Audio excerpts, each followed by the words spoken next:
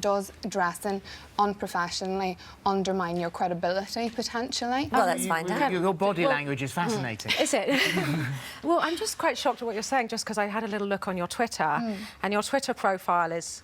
It is boobs are out, aren't they? And your first selfie that you took of yourself, your dress is falling off. So you are using your body and your flesh to attract people to your Twitter profile, which is you are promoting it as a business. You say are not my, you know, you haven't been on my business profile. You say that's your business. You're talking more about your business. Thing. The one thing I think we need to get clear is that I am not against women dressing in a feminine way. You know, I think women have absolutely the right to dress how they feel confident. I agree, yeah. And you know, who am I or anyone else to say that that isn't the case? I think if you want to, you know, have your cleavage out in a, you know, in a job time, not in a job there's interview. a time and a place. And so on your I Twitter think, profile's okay, but yeah, not in a job on interview. a personal profile, I think that's my prerogative as a woman. I think that's it's your my prerogative. But I think equally, as an employer, at a recruitment process, if I have someone who I'm recruiting to represent me and my brand and they come in inappropriately dressed, that would not increase their chances of getting that position. Well, your brand is a beauty brand. What if they were to come in and they had severe skin condition, or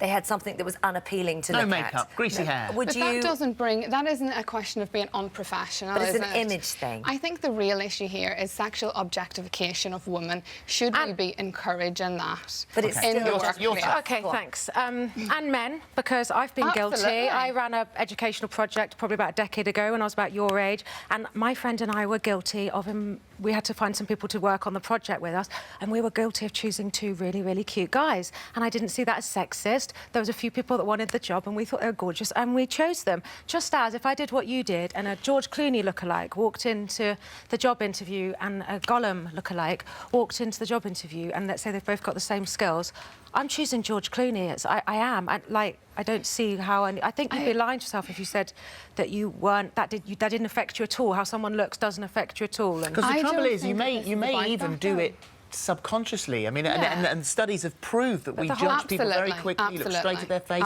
You look straight at the rest of them. And so although you may want to be progressive and you may not want it to happen, deep down, subconsciously in your mind, there's something primal that makes you judge like that. I think what you've just said isn't really relevant to this debate, because the thing it's entirely relevant, because that's precisely what we're talking about in a job interview. And for me, it's about professionalism. So if someone is attractive versus non-attractive, that's a very different thing to having... The woman was identical in both photos. The only difference here is the cut of her top. It's about using breasts, which are a sexual organ, which you do, to increase your chances, which you do, of getting a job. I don't believe that it would increase your chances of getting the job. No, but you don't. But you say you have a problem with that, but you do it yourself on Twitter, that your breasts are out. It's not my LinkedIn. Your dress is falling off in your last selfie. For on Twitter. You're advertising yourself. Your Twitter isn't your personal Twitter. It is your my Twitter personal says Twitter. Winner of whatever, you know, and all the stuff that you do. Of me. And every one of your Twitter is everything on your Twitter is. Do you want to lose 6 inches? Do you want to look younger? It's all very not. That is very. It is all really. Is this only work then? Does this only work for male bosses? I mean, you've just said that in your... No, I think that I'm honest. If I'm being honest here, I was just saying to the guys out the back,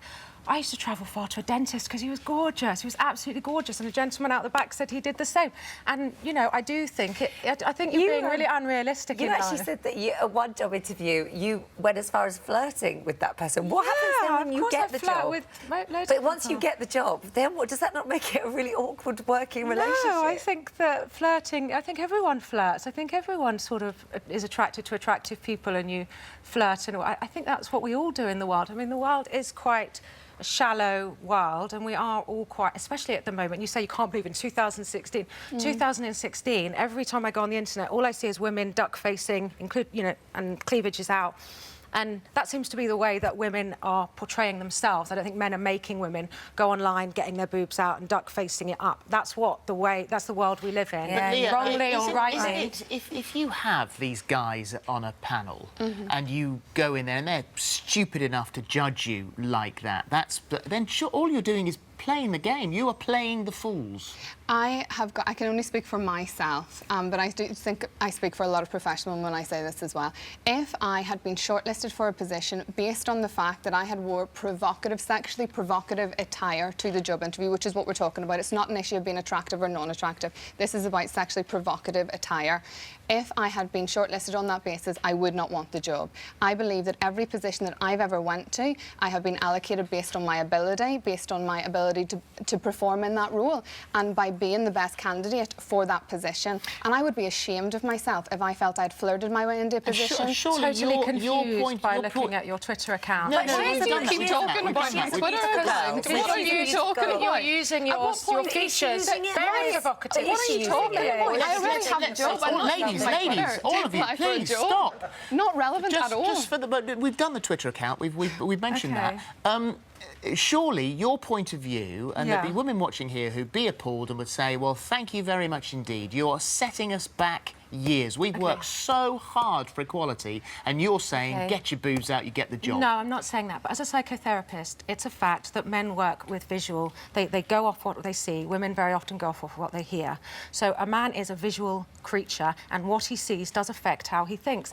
Wrongly or rightly, I didn't make that as a rule. I'm not saying we should all get our breasts out. I'm just saying that sex sells. Every single advert we see on television is using a sexy woman or a sexy man to sell a product. Even yoghurt uses a sexy being. I don't think that's necessarily wrong or right. That's the way the world is.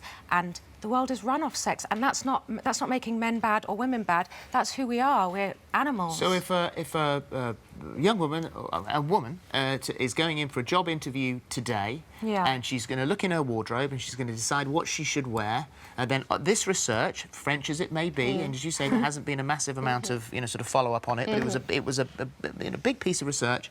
You would say to her, when you go in the wardrobe, pick something that shows your cleavage.